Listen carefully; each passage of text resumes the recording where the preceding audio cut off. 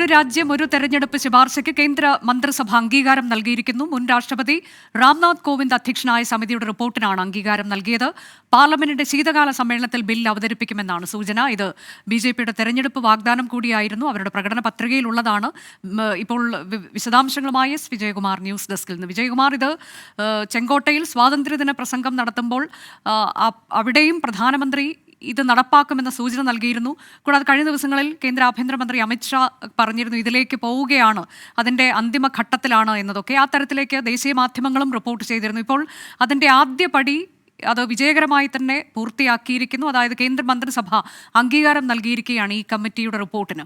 ഇനിയിപ്പോൾ ഇതെന്താണ് എന്നൊക്കെയുള്ളതൊരു അവ്യക്തതയുണ്ട്. ഏത് തരത്തിലേക്ക് ലോക്സഭാ നിയമസഭാ തെരഞ്ഞെടുപ്പുകൾ ആദ്യഘട്ടത്തിൽ ഒരുമിച്ച് നടത്തുക, പിന്നീട് തദ്ദേശ തെരഞ്ഞെടുപ്പ് നടത്തുക എന്ന തരത്തിലേക്കാണോ? 2029 ആകുമ്പോൾ ഈ തെരഞ്ഞെടുപ്പുകളെല്ലാം കൂടി ഒറ്റയടിക്ക് നടത്തുക, അങ്ങനെ അത് നടപ്പാക്കുക എന്ന തരത്തിലേക്കാണോ എന്നതിലൊക്കെ എങ്ങനെയാണ് ഈ ബില്ല് പറയുന്ന ഈ കമ്മിറ്റി ശുപാർശ എന്താണ് എന്നതിലൊക്കെ വ്യക്തത വന്നോ?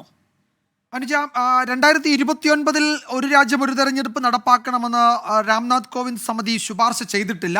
അതിൽ സർക്കാരിന് ഉചിതമായ തീരുമാനമെടുക്കാം, പാർലമെന്റിന് ഉചിതമായ തീരുമാനമെടുക്കാമെന്നാണ് അറിയിച്ചിരിക്കുന്നത്. ഈ ശുപാർശ നൽകിയ ഈ റിപ്പോർട്ട് രാഷ്ട്രപതിക്കാണ് നേരിട്ട് രാംനാഥ് കോവിന്ദ് അധ്യക്ഷനായ സമിതി കൈമാറിയത്. കഴിഞ്ഞ ഈ മാർച്ചിൽ ഇത് കൈമാറിയതാണ്. ഇതിൽ 47 പാർട്ടികൾ ഇതിൽ അവരുടെ അഭിപ്രായം പറഞ്ഞിട്ടുണ്ട്. ഈ സമിതിക്ക് മുൻപാകെ ഹാജരായി അവരുടെ അഭിപ്രായം പറഞ്ഞിട്ടുണ്ട്. അതിൽ 32 പാർട്ടികൾ ഒരു രാജ്യം ഒരു തെരഞ്ഞെടുപ്പ് എന്ന നിർദ്ദേശത്തെ സ്വാഗതം ചെയ്തിട്ടുണ്ട്. 15 പാർട്ടികൾ അതിനോട് വിയോജിപ്പ് പ്രകടിപ്പിച്ചിട്ടുണ്ട്. ഇതാണ് അതിൻ്റെ ഒരു ചുരുക്കം. ഈ സമിതി നൽകുന്ന റിപ്പോർട്ട്, അതിൽ കൂടുതൽ പഠനം ആവശ്യമെങ്കിൽ സർക്കാരിന് വേണമെങ്കിൽ പുതിയ ഒരു സമിതിയെ കൂടി ചുമതലപ്പെടുത്താം എന്നതാണ് ഒരു ശുപാർശ. മറ്റൊന്ന്, ഇത് പരിശോധിക്കുന്നതിന്, അതായത് നടപ്പാക്കുന്നതിന് മുമ്പ് തിരിച്ചറിയൽ കാർഡ്, ഒറ്റ തിരിച്ചറിയൽ കാർഡ്, ഒറ്റ വോട്ടേഴ്സ് ലിസ്റ്റ്, അതാണ് സർക്കാരിന് മുന്നിലുള്ള ഒരു വലിയ ഒരു ജോലി. ഒരു തിരിച്ചറിയൽ കാർഡും ഒറ്റ വോട്ടേഴ്സ് ലിസ്റ്റും വേണമെന്നത് ഈ സമിതി നൽകിയ ശുപാർശയിൽ ഒന്ന് പറഞ്ഞിട്ടുണ്ട്.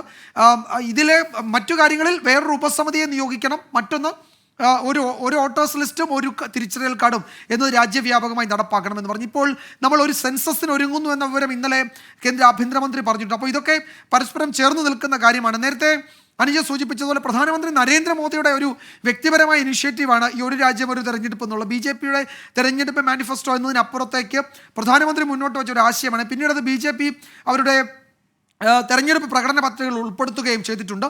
ഈ 32 പാർട്ടികളുടെ പിന്തുണ പാർലമെന്റിനകത്ത് ബി.ജെ.പിക്ക് ഈ നിർദ്ദേശത്തിന് കിട്ടുമെന്നാണ് ബി.ജെ.പി പ്രതീക്ഷിക്കുന്നതിൽ. ഈ NDA എന്ന സംവിധാനത്തിന് പുറത്തുള്ള ചില പാർട്ടികളുമുണ്ട്. അവരുടെ നിലപാടും ഈ തീരുമാനത്തിന് അനുകൂലമാണ്.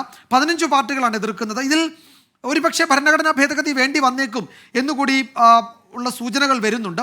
അപ്പോൾ അതിന് പിന്തുണ നൽകുന്ന, അല്ലെങ്കിൽ അത് പാസ്സാക്കിയെടുക്കാൻ പറ്റുന്ന തരത്തിലുള്ള പിന്തുണ ലോക്സഭയിലും രാജ്യസഭയിലും ഉണ്ടാകുമോ, അത് ഉണ്ടാക്കിയെടുക്കാൻ കഴിയുമോ എന്ന ചോദ്യമുണ്ട്. ഇപ്പോൾ ബി.ജെ.പി ഇന്ത്യ 2 മുന്നണിക്ക് പുറത്തു നിൽക്കുന്ന ചില പാർട്ടികൾ ഇതിനെ പിന്തുണയ്ക്കും എന്ന ഒരു സൂചന ബി.ജെ.പി നേതൃത്വത്തിന് കിട്ടിയിട്ടുണ്ട്.